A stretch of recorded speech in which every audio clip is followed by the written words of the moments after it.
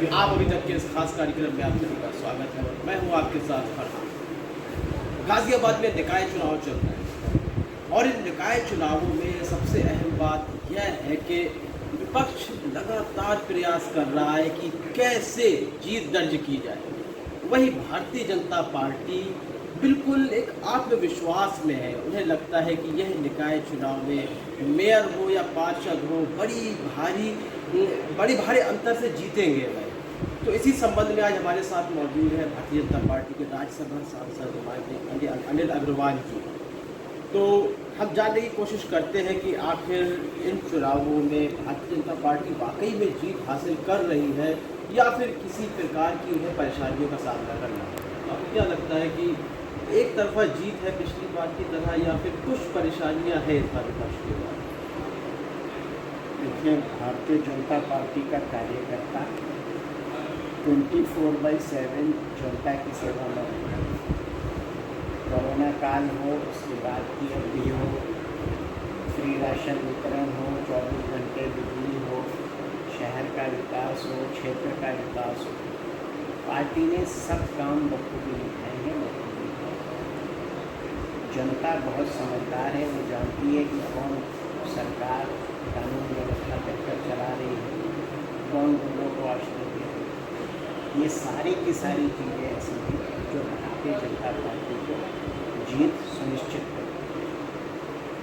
जब मैंने कुछ एरियाज कवर किए तो एक मुझे दिखाई दी बात जो मैं आपसे कहना चाहूँगा कि कुछ बागी पार्षद हैं जो कहीं ना कहीं भारतीय जनता पार्टी का दुष्प्रचार करने में लगे हुए हैं। क्या उसका कोई नुकसान होने वाला है?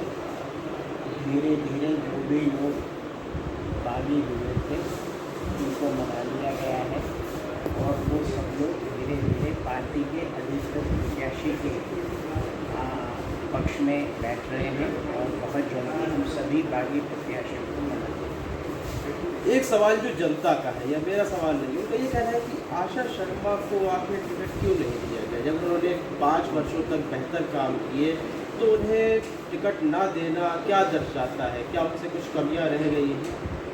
कभी नहीं रही। पार्टी की पॉलिसी ये रही कि हर कार्यकर्ता को मौका मिले, इसलिए पिछली बार आशा बहन जी को दिया गया, इस बार दूसरी कार्यकर्ता। भारतीय जनता पार्टी का हमने एक कार्यक्रम देखा, उसमें बड़े ही आत्मविश्वास में थे। वहाँ पर सांसद और विधायक सभी मौजूद थे। क्या यह आत्मविश्वास बिल्कुल वैसा ही नहीं है जैसे दिल्ली के निकाय चुनावों में आत्मविश्वास था और जब उसके परिणाम आते हैं तो बिल्कुल उलट परिणाम देखने को मिलते हैं? क्या वैसी ही तो परिस्थितियाँ नहीं बन रही? निश्चित रूप से भारतीय जनता पार्टी उत्तर प्रदेश में भारी बहुमत से निकाय चुनाव जीतने जा रही है।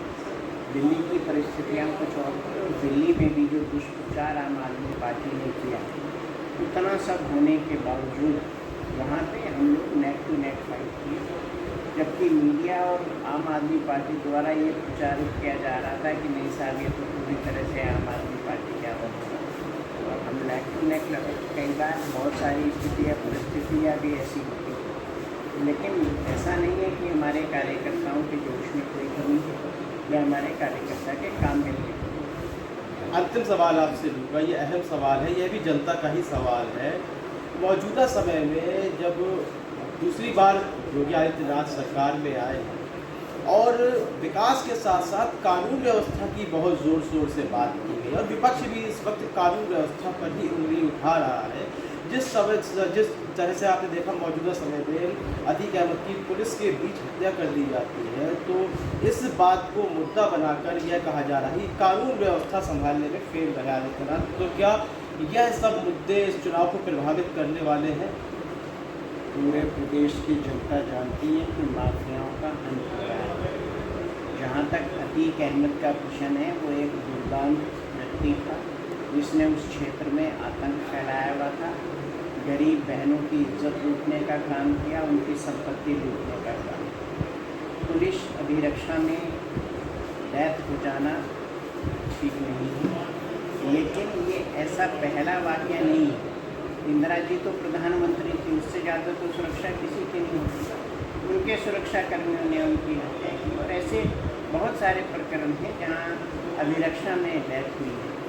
लेकिन उत्तर प्रदेश की कानून व्यवस्था दिन प्रतिदिन बेहतर हो रही है और जनता इसको महसूस कर रही है। समाजवादी पार्टी, बहुजन समाज पार्टी, कांग्रेस, इनको दर्द इसका है कि इनके पाले पोसे आतंकियों का अंत हो। बहुत बहुत धन्यवाद।